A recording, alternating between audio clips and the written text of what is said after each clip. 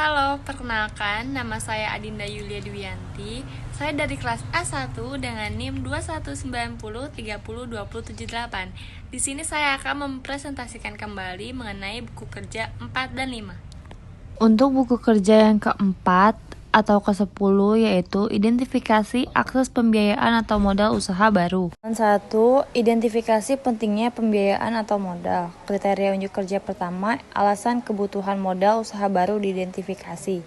Batasan variabel untuk alasan usaha baru perlu modal dapat mencangkupi tantangan cash flow dan siklus pengembangan produk yang panjang. Kriteria unjuk kerja yang kedua yaitu sumber-sumber modal personal diidentifikasi. Batasan variabelnya sumber-sumber modal personal dapat mencangkupi dana pribadi pendiri, teman, dan keluarga. Kriteria unjuk kerja yang ketiga yaitu potensi peningkatan pendanaan dipersiapkan. Batasan variabel potensi peningkatan pendanaan dapat mencangkupi personal funds. Elemen yang kedua yaitu identifikasi sumber-sumber pembiayaan ekuitas.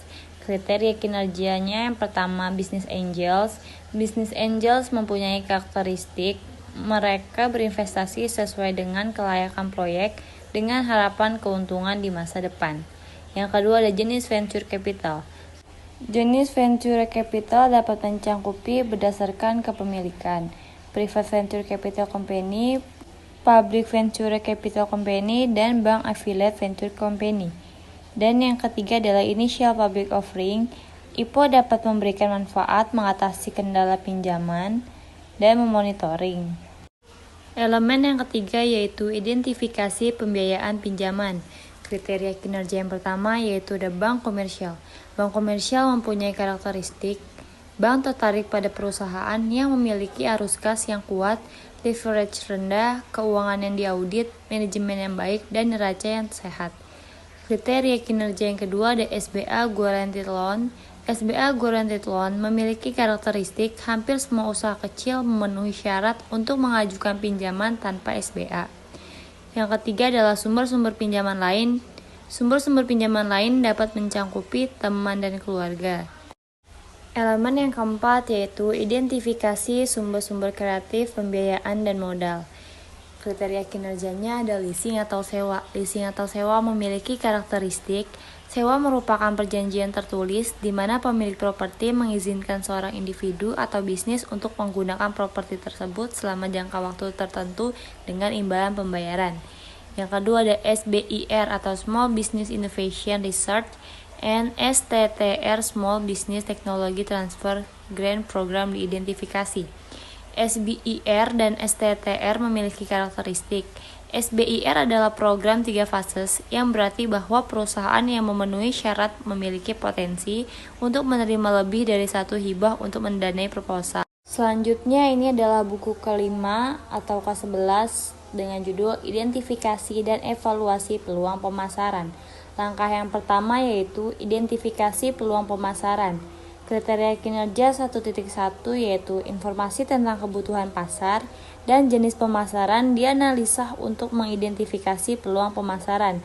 Hasil terekamannya, informasi tentang kebutuhan pasar dapat mencangkupi kebutuhan pelanggan, tren dan perkembangan pasar. Jenis pemasaran dapat mencangkupi pemasaran langsung dan pemasaran barang. Kriteria 1.2 potensi pasar baru dan kontribusi pada bisnis diteliti untuk masuk, membentuk atau mempengaruhi pasar dalam hal kemungkinan kontribusi terhadap bisnis. Hasil rekaman potensi pasar baru dapat mencangkupi e-commerce dan pasar ekspor.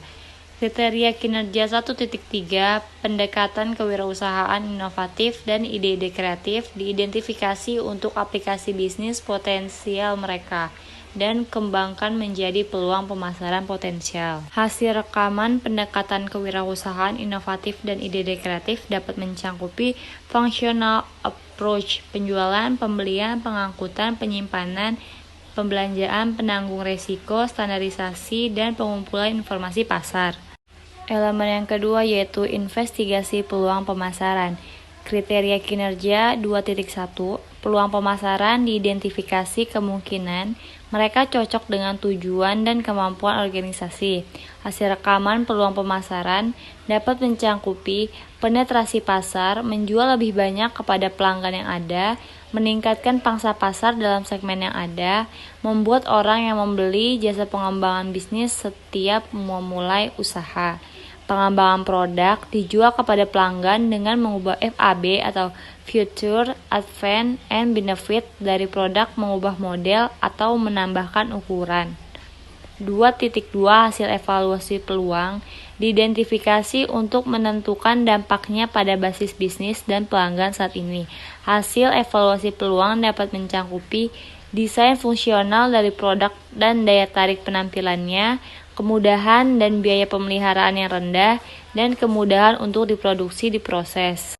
Kriteria kinerja 2.3 yaitu kelayakan finansial dari setiap peluang pemasaran, dinilai berdasarkan faktor eksternal, biaya, manfaat, resiko, dan peluang. Hasil rekaman kelayakan finansial dapat mencangkupi faktor eksternal dan peluang. Kriteria kinerja 2.4 kemungkinan strategi pesaing potensial diidentifikasi dari pesaing dengan produk atau jasa yang sama. Hasil rekaman strategi pesaing dapat mencangkupi pemotongan harga, periklanan intensif. Kriteria kinerja 2.5 ranking peluang pemasaran dalam hal kelayakan dan kemungkinan kontribusinya bagi bisnis. Hasil rekaman ranking peluang pemasaran dapat mencangkupi top ranking topik. Langkah yang ketiga yaitu evaluasi perubahan yang diperlukan untuk operasi bisnis saat ini. Kriteria kinerjanya 3.1 perubahan yang diperlukan untuk operasi saat ini untuk mengambil keuntungan dari peluang pemasaran yang layak.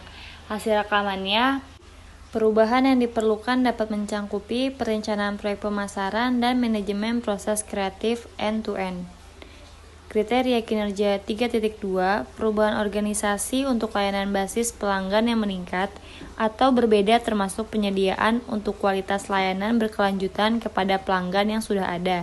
Hasil rekaman perubahan organisasi dapat mencangkupi struktur organisasi berorientasi pasar atau wilayah dan organisasi lini dan staf.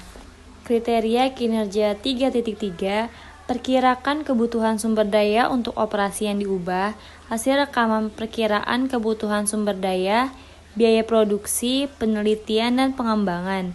Kriteria kinerja 3.4 komunikasi kelayakan, membuat perubahan pada operasi saat ini kepada pemangku kepentingan utama. Hasil rekaman komunikasi kelayakan yaitu manajer dan staf produksi. Kriteria kinerja 3.5 dokumentasi peluang pemasaran yang baru, diidentifikasi dan perubahan yang diperlukan.